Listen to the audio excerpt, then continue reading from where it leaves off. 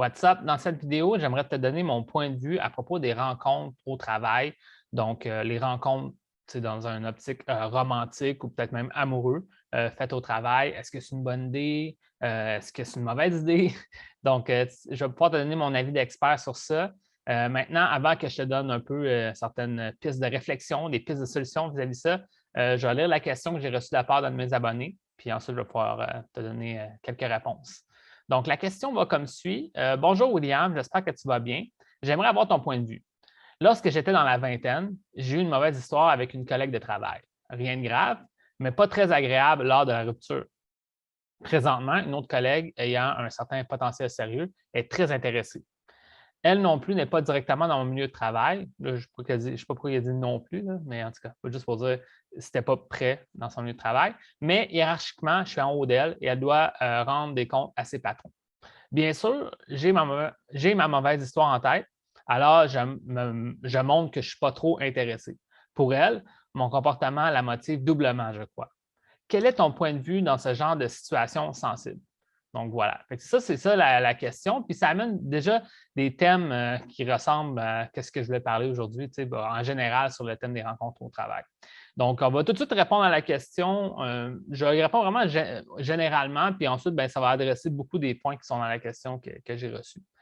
Premièrement, moi, ce que je te dirais en tant que n'importe qui regarde la vidéo, là, si tu regardes la vidéo, dans le fond, toi, si tu n'as pas beaucoup d'expérience avec les femmes, dans le sens que tu as peut-être seulement été en couple une fois ou jamais été en couple ou tu as eu peu de rendez-vous avec des femmes, tu t'es peut-être même jamais rendu à avoir un rendez-vous avec une femme, moi, je te dirais, annule le projet tout de suite. On ne fait pas ça. Je pense que ce n'est pas le meilleur endroit, selon moi. C'est probablement un des pires endroits.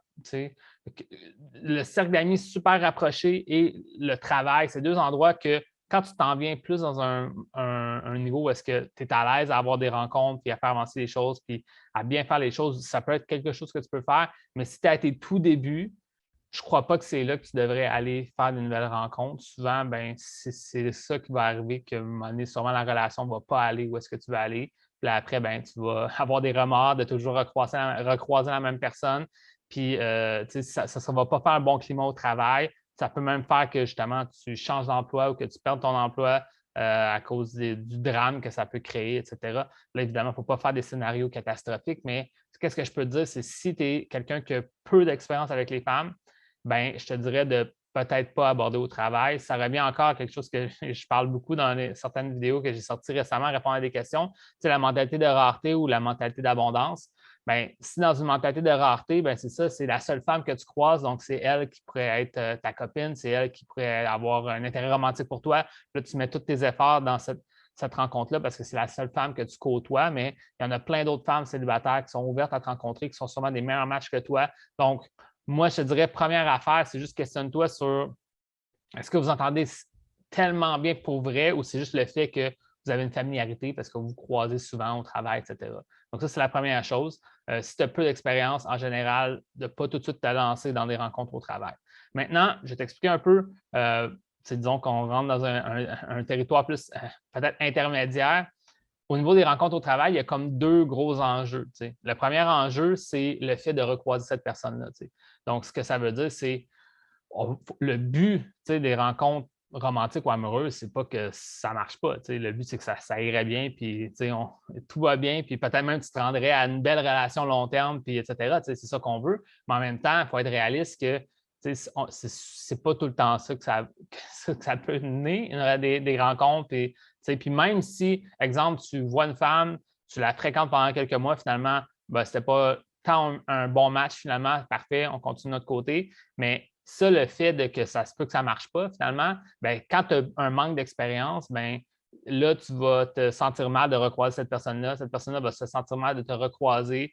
Ça peut faire des mauvaises relations avec d'autres personnes qui travaillent parce que justement, toi ou elle va parler à d'autres collègues de l'autre personne, etc. Puis ça peut créer vraiment un mauvais climat. Donc, tu sais, je pense qu'il y a tellement d'endroits où est-ce que tu peux faire des rencontres que peut-être c'est pas là, il faut que tu ailles. Maintenant, si tu deviens comme quelqu'un qui est à l'aise aux rencontres, ça devient un peu, comme on pourrait dire, le paradoxe justement de la mentalité d'abondance, la mentalité de rareté, c'est qu'à un moment donné, un peu partout, tu peux rencontrer. Donc, dans une mentalité d'abondance, si une femme est un bon match pour toi, puis que tu échanges avec elle, puis que tu l'invites à un rendez-vous, ben, tu pourrais la rencontrer au travail théoriquement. Mais en même temps, il faut vraiment bien s'y prendre avec, je ne sais pas si tu comprends, parce que tu risques de recroiser la personne. Fait que ça, c'est vraiment quelque chose qu'il faut réaliser, puis il faut vraiment peser les pour et les contre, puis pas juste se lancer directement dès que quelqu'un te montre de l'intérêt au travail, ben, on saute sur l'occasion parce qu'il y a des répercussions sur le moyen et le long terme là, au niveau de ton emploi. Puis ton emploi, ben, c'est comme ça que tu gagnes ta vie. T'sais. Donc, c'est vraiment important de comprendre ça. Maintenant, relié à ça, justement, ben, il a amené un peu ce thème-là de dire si c'est quelqu'un que tu rencontres au travail, mais l'entreprise est tellement grande que tu ne recroises pas cette personne-là, déjà là, ça change un peu l'optique de tout ça. Aussi, si c'est un emploi où est-ce que c'est, entre guillemets, relativement précaire, disons, tu travailles à un truc de service à la clientèle, un truc, disons, je fais un exemple, mais disons, tu travaillerais au McDo, là, ben, c'est comme, tu sais que les employés, c'est une rotation d'employés, puis c'est pas la même chose là, que tu travaillerais dans un bureau, puis ça fait 5 ans que tu travailles là, puis là, il y a une nouvelle qui arrive, puis là, tu essaies de faire avancer les choses avec elle. C'est vraiment comme des dynamiques différentes. Donc, ça sera à toi de voir de bien juger ça. Ça, c'est le premier enjeu, selon moi. Puis le deuxième enjeu qui est grand au niveau des rencontres au travail, c'est la position de pouvoir. C'est ça qui a parlé aussi, dans le fond. La position de pouvoir, c'est un thème qui a été abordé beaucoup dans les dernières années au niveau du mouvement que tu connais. Je ne vais même pas le nommer pour ne pas me faire flaguer mes vidéos, mais c'est un mouvement où est-ce que les gens dénonçaient certaines situations où est-ce que la personne utilisait sa position de pouvoir pour vraiment, dans le fond, au-delà de manipuler les gens, vraiment prendre avantage des autres, tout ça. Donc, tu sais, ça, le problème de tout ça, de la position de pouvoir, c'est que ça se peut que le simple fait d'être dans une position de pouvoir au niveau de ton poste fait que l'optique, comment les gens pourront le percevoir, même si l'autre personne était super ouverte, bien, plus tard, ça peut te revirer contre toi à cause que justement, tu es en position de pouvoir. Donc, c'est très important d'être vraiment à l'affût de ça. Ça veut dire que si tu es une personne supérieure à l'autre personne, même si l'autre personne, elle semble te donner un intérêt très réel, mais ça reste que théoriquement, il pourrait avoir des répercussions dans le futur parce que tu as utilisé ta position de pouvoir pour un peu, sans façon, prendre avantage de la situation. Donc, exemple, disons que tu serais une personne haut placée dans une entreprise, puis tu parles à quelqu'un un peu plus bas placé de toi, tu as des belles conversations, tu dis on devrait discuter de certains trucs, on pourrait aller prendre un café, bien, elle va sûrement dire oui par peur de ne pas se faire renvoyer ou par peur de se faire perdre, pas perdre son emploi, mais peut-être pas avoir une augmentation de salaire à cause qu'elle a refusé une avance. Donc là, je pense qu'on voit cette espèce de dynamique-là que nous, en tant qu'homme, on peut bien, elle va être honnête, elle va me dire oui ou non, mais en même temps, il y a comme toutes ces espèces de trucs là, en dessous de ça, les relations humaines là, derrière l'avancement au travail et ta position où est-ce que tu es au travail. Donc, moi, ce que je te dirais, c'est encore une fois, c'est si tu es en position de pouvoir face à l'autre, bien là, c'est à bien y penser. Puis encore une fois, je pense que ça ne serait pas quelque chose que j'irais en priorité, faire des nouvelles rencontres là, au travail. Maintenant, des contextes qui sont, là, on parlait comme un peu plus des raisons pourquoi ça serait non, là, des contextes qui pourraient être corrects et favorables, dans le fond, c'est si à travers les moments que vous passez ensemble, vous passez beaucoup de moments au travail ensemble, puis il y a une belle affinité qui se passe, à un moment donné, ça peut devenir juste une suite possible de juste aller prendre un café ou un verre ensemble, puis dans le fond, faire développer des choses, c'est possible, mais en même temps, il faut vraiment pas trop se mettre d'attente parce que justement, ça pourrait il faut vraiment là, comme bien gérer les attentes l'un de l'autre parce que si ça ne marche pas, finalement, ben, on va se recroiser. Fait qu'il faut vraiment que tu sois dans une belle optique que vous vous entendez déjà bien, ça va bien aller, puis peu importe la résultante future, même que ça ne débouche pas, ben, on va bien s'entendre malgré tout. Donc là, si tu n'es pas certain de ça, c'est comme ça passe ou ça casse, puis là, tu veux te lancer, je te dirais lance-toi pas, ça serait peut-être mieux pas. Je ne sais pas si tu comprends. Une autre chose que tu pourras faire, ce qui peut être intéressant, c'est si c'est des gens qui sont plus loin de toi, tu risques de ne pas recroiser au travail. Puis il y a des activités sociales au travail, exemple un 5 à 7, un happy hour, des trucs comme ça, après le travail ou un petit truc de réseautage.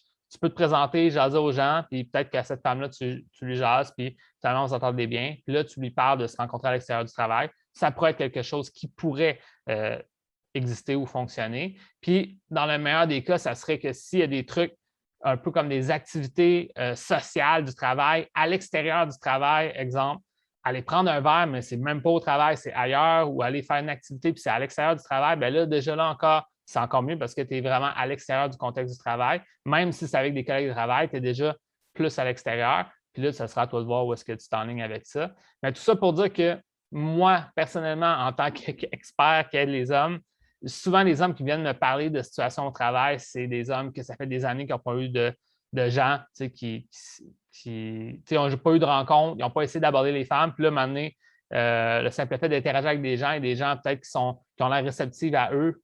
Une femme est réceptive à ce gars-là. Fait que là, oh, OK, il faut que j'essaie quelque chose ou est-ce que je peux essayer quelque chose? Puis je suis comme, même si tu sembles avoir un intérêt en retour, peut-être que tu ferais mieux quand même de faire tes propres rencontres de ton côté, plus dans un endroit plus neutre qu'au travail. Fait que ça serait mon opinion. C'est ça. Fait que c'est à toi de voir qu'est-ce que tu veux faire. Au final, c'est toi qui prends ta décision. Là. Mais dans ce monde des rencontres, il y a tellement de monde qui sont ouverts aux rencontres que je n'irais pas me mettre dans un endroit où est-ce que je sais que c'est. Je vais recroiser cette personne-là. Il y a tout un écosystème social au travail que je n'aurais pas envie de briser ça. Mais moi-même, ça m'est déjà arrivé au travail d'essayer des choses, un petit peu. Mais le but, je pense, c'est de rester encore plus respectueux dans ton approche parce que c'est justement au travail. Puis, fait que, voilà, c'est ce que j'avais à dire à propos des rencontres au travail. En grande partie, selon moi, ça serait non, mais sur certaines conditions, pourquoi pas? On peut se donner la permission d'essayer, mais en même temps, il faut que tu sois conscient des répercussions futures qui pourraient arriver. Donc, sois juste conscient de ça. Donc, that's it. Sur ça, je te dis bonne chance. On se voit dans une prochaine vidéo.